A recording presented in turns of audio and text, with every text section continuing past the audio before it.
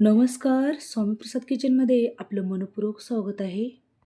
आज आपण एकदम गरमागरम आणि खुसखुशीत वडापाव कसा बनवायचा ते आपण या रेसिपीमध्ये बघणार आहोत.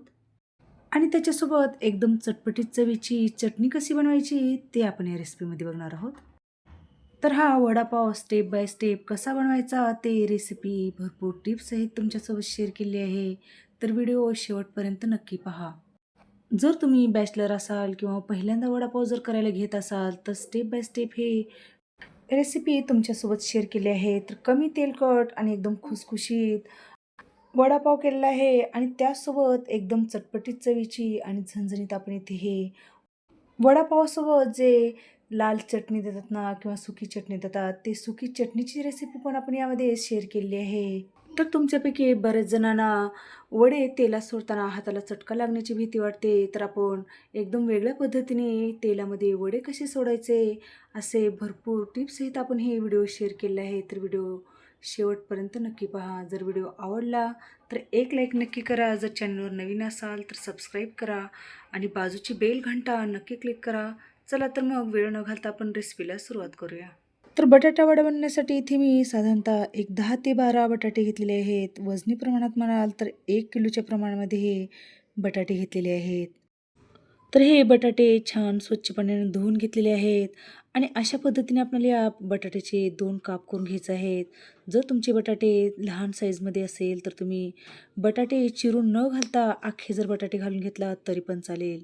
तर बघू शकता अशा पद्धतीने मी हे सर्वच बटाट्याचे 2 भागामध्ये काप करून घेतलेले आहेत आणि हे चिरून घेतलेले बटाटे आपल्याला कुकरमध्ये घालून घ्यायचं आहे. नंतर यामध्ये आपल्याला पाणी घालून घ्यायचं आहे.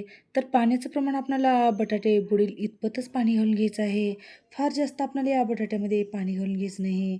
फक्त एक अर्धा इंचच आपल्याला यामध्ये पाणी घालून घ्यायचं आहे. जर तुम्ही यामध्ये पाणी जर जास्त घातला तर बटाट्यामध्ये पाणी जास्तीचं शोषून घेतलं जातं आणि आपलं जे मिश्रण वडापावसाठी बनवायचं आहे ते सैल होतं. म्हणून आपल्याला पाणी घालताना बटाटे बुडेल इतपतच पाणी घालून घ्यायचं आहे.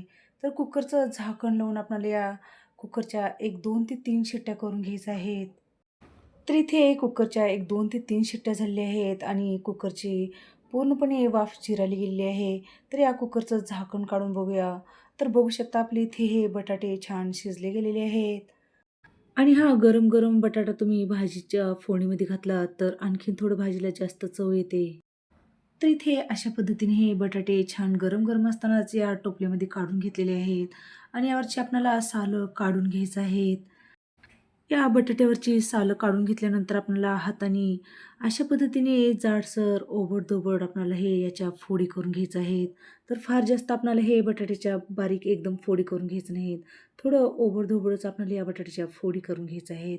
म्हणजे वडापाव खाताना तो बटाटा दाताखाली आलो ना, वडे चवीला छान लागतात म्हणून आपल्याला थोडे जाडसरच या बटाट्याच्या फोडी करून घ्यायच्या आहेत.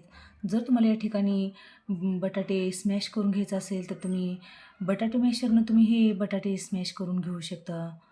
तर असा हा आपण हे संपूर्ण 1 किलो बटाटा पूर्णपणे स्मॅश करून घेतलेला आहे. तर 1 किलो बटाट्यासाठी आपल्याला जे पारंपरिक ठेचा बनवतात ना, त्याच पद्धतीने आपण इथे वडापावसाठी ठेचा बनवून घेणार आहोत. तर या ठेच्याशिवाय अजिबात आपल्या वड्याला चव येणार नाही म्हणून हा ठेचा खूप जास्त गरजेचा आहे. तर ठेचा बनवण्यासाठी मी इथे एक 10 ते 12 हिरवी मिरचीचे तुकडे घेतलेले आहेत. हिरवी मिरची जरा जास्त वड्याला असली की आपली तिखट वडे चवीला छान लागतात. तर तुम्ही तुमच्या आवडीनुसार हिरवी मिरची कमी जास्त करून घेऊ शकता. त्याचसोबत इथे 1 इंच आलं तुकड्यामध्ये घेतलेलं आहे आणि एक 10 ते 12 लसणीच्या पाकळ्या घेतलेल्या आहेत. तर लसणीच्या पाकळ्या तुम्हाला कमी जर वापरायचं असेल तर तुम्ही कमी प्रमाणामध्ये वापरू शकता.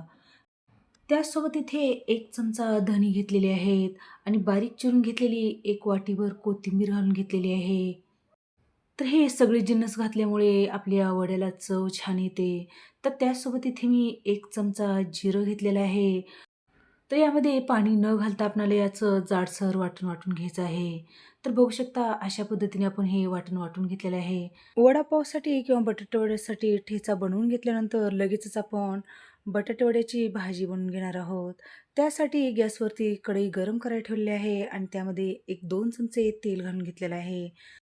तर या बटाटे वड्यासाठी आपल्याला हे भाजी खूप जास्त तेलकट करून घ्यायचं नाही. एकदम कमीत कमी तेलामध्ये आपल्याला हे भाजी बनवून तयार करायचं आहे. तर तेल आपलं छान कडकडीत गरम झालेलं आहे. तर त्या तेलामध्ये आपल्याला एक अर्धा चमचा मोहरी घालून घ्यायचं आहे.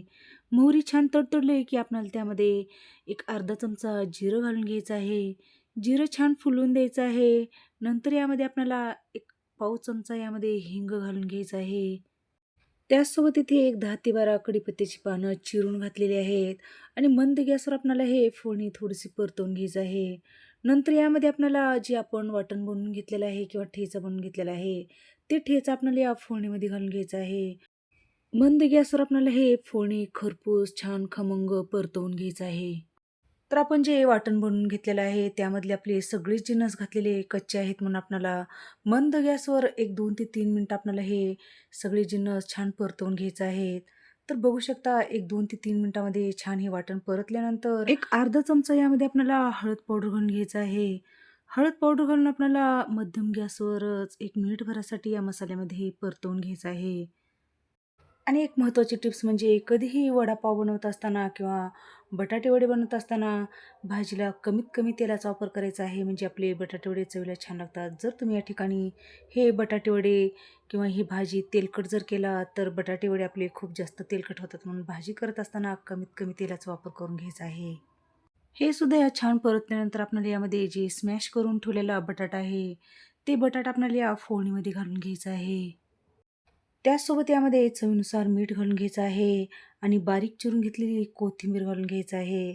आता मध्यम गॅसवर आपल्याला हे बटाटे छान या मसाल्यामध्ये चांगलं परतवून घ्यायचं आहे. असं हे चांगलं परतवून घेतल्यामुळे हे सगळे मसाले बटाट्यामध्ये एकजीव होतात.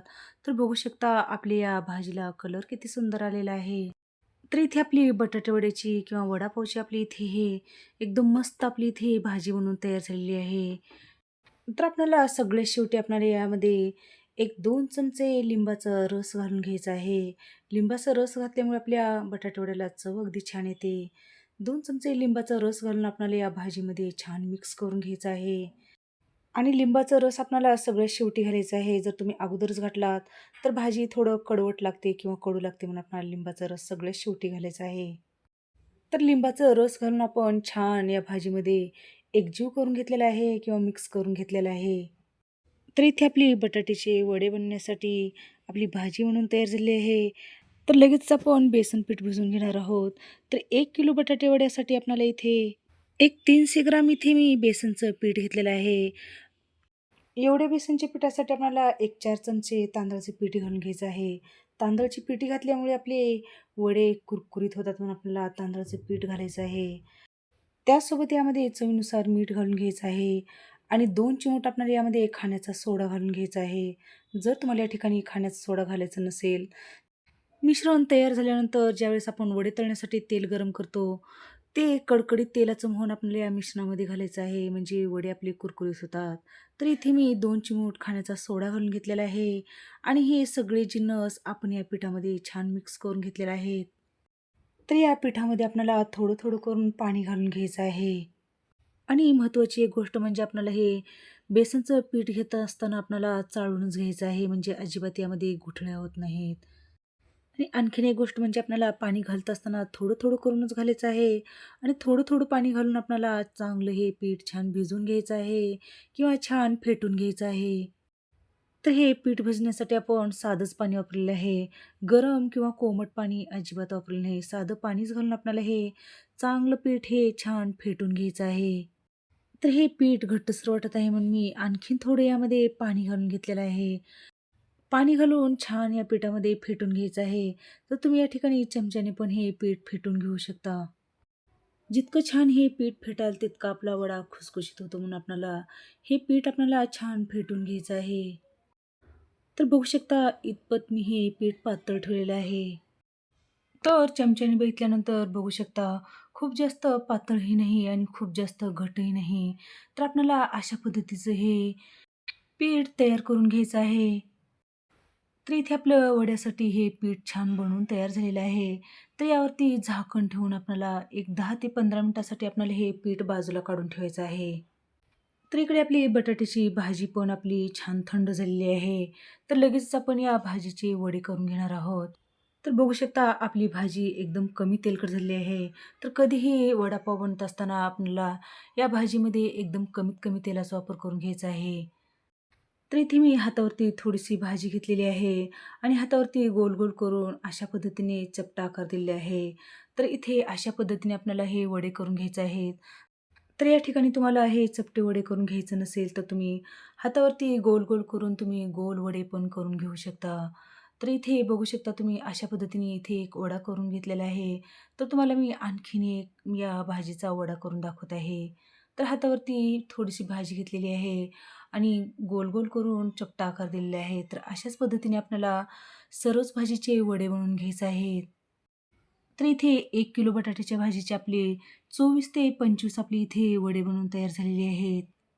तर अशा पद्धतीने आपण सुरुवातीला वडे करून ठेवलं, की आपल्याला एक-एक करून हे वडे तळून घेता येतात. असं एकदाच वडे करून ठेवले, की आपल्याला वेगळा हात भरवायची गरज लागत नाही. म्हणून आपल्याला अशा पद्धतीने सरस भाजीचे वडे करून घ्यायचे आहेत. तर इकडे गॅसवरती तेल गरम करण्यासाठी ठेवलेलं आहे आणि आपलं तेल पण छान कडकडीत गरम झालेलं आहे. तर इकडे आपलं पीठ पण छान भिजलं गेलेलं आहे. तर बऱ्याच जणांना वडा तेलात सोडताना हाताला चटका बसतो. तर आज मी तेलामध्ये एकदम वेगळ्या पद्धतीमध्ये आणि साध्या आणि सोप्या पद्धतीमध्ये तेलामध्ये वडा कसा सोडायचा ते मी दाखवणार आहे. तर एक वडा आपल्याला पिठामध्ये सोडून द्यायचा आहे आणि त्या वड्यावरती आपल्याला पीठ घालून घ्यायचं आहे आणि अशा पद्धतीने आपल्याला चमच्याने वडा तेलामध्ये सोडून द्यायचा आहे. म्हणजे हाताला चटका बसण्याची भीती वाटत नाही. अशा पद्धतीने तुम्ही तेलामध्ये वडा सोडून देऊ शकता. तर इकडे वड्याची तयारी करेपर्यंत आपले एकदम छान सुरुवातीला एकदम कडकडीत आपलं तेल गरम झालेलं आहे. तर हे वडे तळत असताना आपल्याला एकदम कडकडीत तेल गरम करून घ्यायचं आहे आणि वडे तळून घ्यायचे आहेत. तर बघू शकता 1 मिनिटभरामध्येच आपले हे वडे छान तेलावरती तरंगू लागलेले आहेत. म्हणजे एकदम आपलं मस्त परफेक्ट आपले इथे हे वडे बनवून तयार झालेले आहेत. तर बघू शकता पहिल्या साईडनी छान वडा तळल्यानंतर हा वडा पलटवून घेतलेला आहे. तर अशाच पद्धतीने आलटी-पलटी करून आपल्याला हा वडा छान तळून घ्यायचा आहे. तर इथे आपले छान वडे तळून झालेले आहेत. तर आपण हे वडे काढून घेऊया. तर बघू शकता आपले वडे किती सुंदर झालेले आहेत आणि मस्त आपली इथे छान रंगावर आपले वडे छान तळले गेलेले आहेत. तर हे वडे आपण प्लेटमध्ये काढून घेऊया. तर इथे मी एक 2 ते 3 हे वडे छान तळून घेतलेले आहेत. तर उरलेले अशाच पद्धतीने तुम्ही हे वडे तळून घेऊ शकता. तर लगेच आपण जी गाड्यावर मिळते सुकी लाल चटणी, ते सुकी लाल चटणी आपण इथे बनवून घेणार आहोत. तर आपण जे वडे तळण्यासाठी पीठ बनवून घेतलेलं आहे, तेच पिठाची आपल्याला शेव अशा पद्धतीने शेव घालून घ्यायचं आहे. तर ही शेव आपण सुकी लाल चटणी बनवण्यासाठी बनवलेली आहे. तर आपल्याला ही शेव कुरकुरीत होईपर्यंत आणि क्रिस्पी होईपर्यंत आपल्याला हे शेव तळून घ्यायचं आहे. जर तुम्ही एकदम मोठ्या प्रमाणामध्ये हे वडापाव जर करून घेत असाल, तर आपोआपच हा अशा पद्धतीने हा शेव बनून तयार होतो. कारण आपण ज्यावेळेस वडे घालतो ना, वडे घालतानाच कडेने अशा पद्धतीने शेव पडतो. त्या शेवपासून तुम्ही हे सुकी लाल चटणी करून घेऊ शकता. तर बघू शकता आपली इथे मस्त हे क्रिस्पी होईपर्यंत आणि कुरकुरीत होईपर्यंत आपण हे शेव छान तळून घेतलेली आहे. तर हे शेव आपल्याला झारीने काढून घ्यायचं आहे आणि पूर्णपणे यामधलं तेल निथळून घ्यायचं आहे आणि ही शेव आपल्याला प्लेटमध्ये काढून ठेवायचं आहे. तर हे शेव आपल्याला थंड करण्यासाठी बाजूला काढून ठेवायचं आहे. तर लगेच आपण ही शेव थंड होईपर्यंत आपण वडापाव म्हणलं की त्यासोबत हिरवी मिरची आलीच. तर आपण इथे एक 4 ते 5 हिरवी मिरची घेतलेली आहे आणि मस्त कडकडीत तेलामध्ये आपण ही हिरवी मिरची तळून घेतलेली आहे. तर इकडे आपण जे शेव थंड करण्यासाठी ठेवलं होतं, ते शेव पण थंड झालेली आहे. तर इथे आपल्याला लगेचच सुकी चटणी बनवून घ्यायचं आहे. त्यासाठी इथे मी मिक्सरचं भांडं घेतलेलं आहे आणि जे थंड झालेली शेव आहे, ती शेव आपल्याला यामध्ये घालून घ्यायचं आहे. त्याचसोबत इथे एक छोटी वाटी मी इथे कच्चे शेंगदाणे घेतलेले आहेत. तर तुम्हाला या ठिकाणी भाजून घ्यायचं असेल शेंगदाणे, तर तुम्ही भाजून घेऊ शकता. त्याचसोबत आपल्याला यामध्ये सुकं खोबरं छान खिसून घेतलेलं आहे. ते खिस यामध्ये घालून घेतलेलं आहे.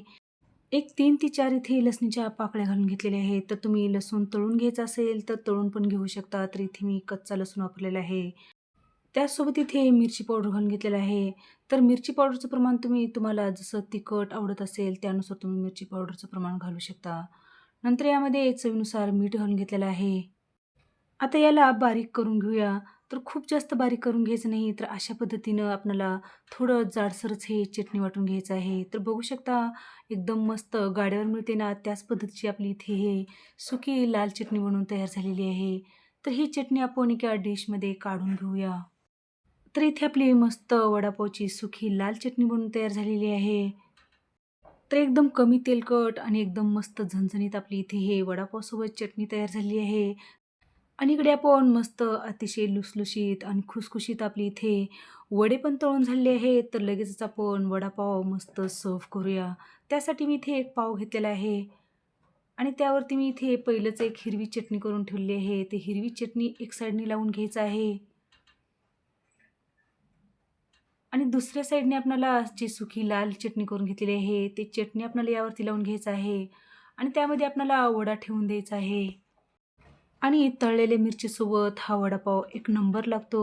तर तुम्ही अशा पद्धतीने वडापाव नक्की करून बघा आणि तुम्हाला आजची रेसिपी कशी वाटली नक्की कमेंटमध्ये लिहून कळवा. आणि अशाच नवनवीन रेसिपीज पाहण्यासाठी स्वामी प्रसाद किचन या चॅनलला तुम्ही एक लाईक, शेअर आणि सबस्क्राईब करा आणि बाजूची बेल घंटा नक्की क्लिक करा. चला तर मग भेटू अशाच नवीन रेसिपीसोबत. धन्यवाद.